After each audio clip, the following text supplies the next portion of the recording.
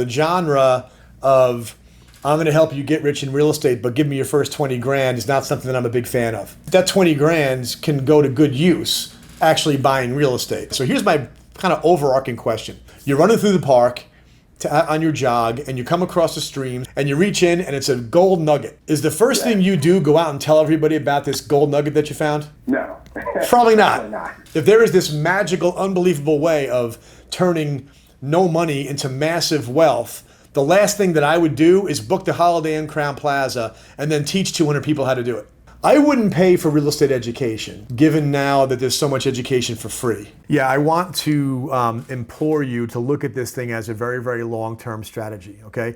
The people who lose in real estate are the ones who try to make a fast score or who get in too thin, meaning they don't make a big down payment, so they have a big mortgage payment. Like if you buy a house and your mortgage payment is $1,000 a month and your taxes are $200 a month, so you're spending $1,200 a month and your rent is $1,300.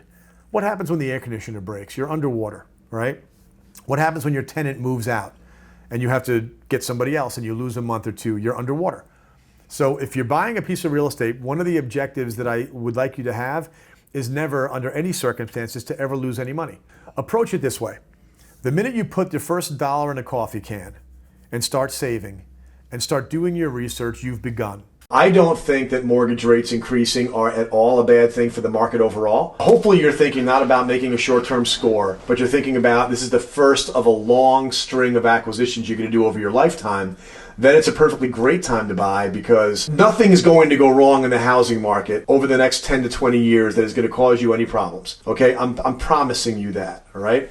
If the zombies come, you've got bigger problems than your property value, but anything short of the zombies coming, this is the thing that as long as you can count on population growth in the country, you can count on upward pressure on your prices, you can count on it being rented if it's in demand, and you'll generate income.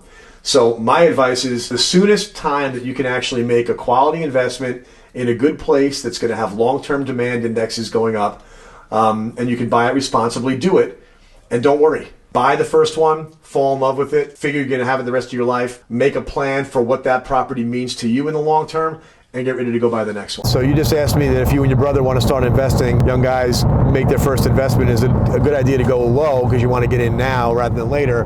$50,000 purchase price. The answer is there's nothing wrong with that purchase price. It does tend to wind up being, if it's the lowest entry level in the cheapest neighborhood, you're going to wind up either being urban or rural. And you just want to be aware of the fact that you're buying a little bit riskier property when you get further out. Because what happens in the metro area of Charlotte in terms of the economic boom probably should impact a house that's 50 miles out, but not always. There's a certain point at which the glow of the city doesn't quite make it. And then when you go into the inner cities, you could be dealing with a crime situation. There's nothing, you get the highest yields, and if you treat your tenants well, and if you screen tenants well, and you get people that are going to pay the rent and take decent care of the place, and you treat them well, then there's absolutely nothing wrong with it. And yeah, you could scrap together as much money as you can, make a healthy down payment, and make what's going to be an outsized yield.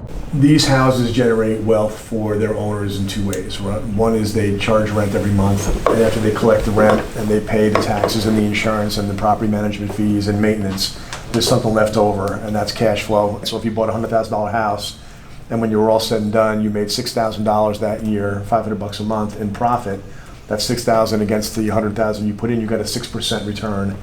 That's known as yield, but yield is only the first half. The other half is the house gets more valuable every year. You saw the chart, the 20-year chart there.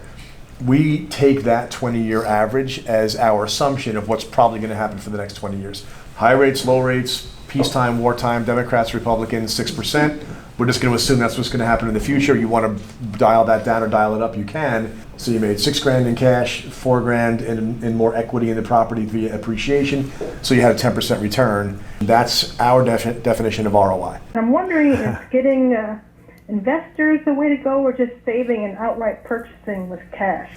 All right, so the first question was, do you bring on an investor or do you do it with all cash? Well, the other option, of course, is to use your cash as down payment and get a mortgage. So my first piece of advice is that whenever possible, own this stuff yourself, okay? Like I've got property in New York that I bought with my brothers, okay? And we love each other, but I can't get out because they don't want to, right? And I'm not gonna make them.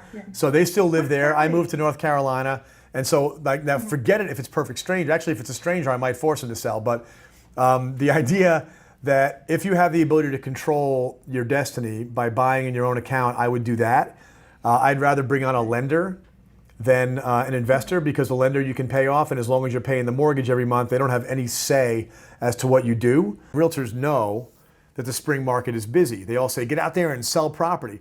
But they don't know that if you're trying to get a better price, the demand is softer during the holidays. It's a combination of the springtime is beautiful. People get a little bit enthusiastic and they want to go out and move, but they also want to get in before the school year starts. And so the spring market is where most of the appreciation in the year takes place. It's where the prices are driven up by more demand, and it gets softer during the winter months because it's cold and because Christmas and Hanukkah and Thanksgiving and all that distracts everybody.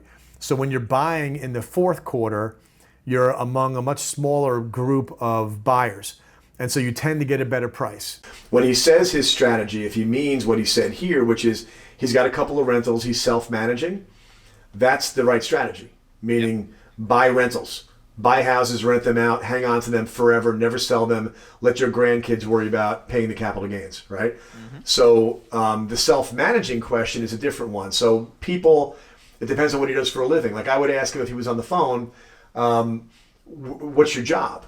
Well, I'm an attorney. Where do you work? 45 minutes from where I live. Where are the houses? Right near where I live. Okay, so you're 45 minutes away from houses that you are self-managing. Mm-hmm. Right? So how many can you do? Right? Can you do 3? All right. Difference between, it's kind of like juggling, right? Anybody can juggle 1 tennis ball. I can juggle 2 tennis balls. As soon as you put a third one in the mix, I drop everything. There are people that can juggle 10. Right? So if you can learn the skills of being able to handle self-managed 3, you're going to get a higher yield, because as soon as you hire a manager, you now have another expense. You're going to pay 7 or 8% of your rent is going to go straight out the door. That's right. To the person who manages it for you, which can be a beautiful thing. But the idea, if you can hold out for a couple more properties until it really gets to be a pain in the neck, and then you hire the manager, that's probably, like, in other words, let it happen when it wants to happen, when it naturally happens. But stick with that plan. It's the right plan. I put down 50%. If you put down half, you still have a small payment. Your rent still covers your payment by a long shot, but you're getting leverage, okay? So what happens is, if I can buy, for example, right now, I'm buying 2 houses in an area of Charlotte. I have $200,000 to work with on that place, say. I could buy 1 house, or I can get a 50% mortgage and buy 2 for $200 apiece. Oh, I see. Okay. Right, so here's why that's beneficial. I can control $400,000 worth of real estate. So when the Charlotte market goes up maybe 5% in the next 12 months, that's $400,000 worth of real estate going up 5%. So I made $20,000 in equity. And if I had only bought 1 house for $200,000, I would have only made $10,000 in equity. The way the pros do it is that before you get to the $200 a month you're cash flowing, tell me what your total rent is. If your total rent is $800 a month, you got to take $80 of that every month and put it in a side account. Yeah. And I don't care if you put cash in a coffee can, but get it out of your face. Get it out of your accessible ATM checking account, because that's what the big guys do, is take some percentage, and 10% is a really responsible one to do. 10% of the rent coming in, 10%, it's their money, but they're putting it over here so that on July 18th, 2019, when the air conditioner in that house goes down and you owe $4,000, you have the $4,000 because you've been combing it aside on all the properties that you own. So yeah, you just do a set aside. It's your money. You just put it aside. Don't touch it until you have a repair or a maintenance issue, and then you tap into it then.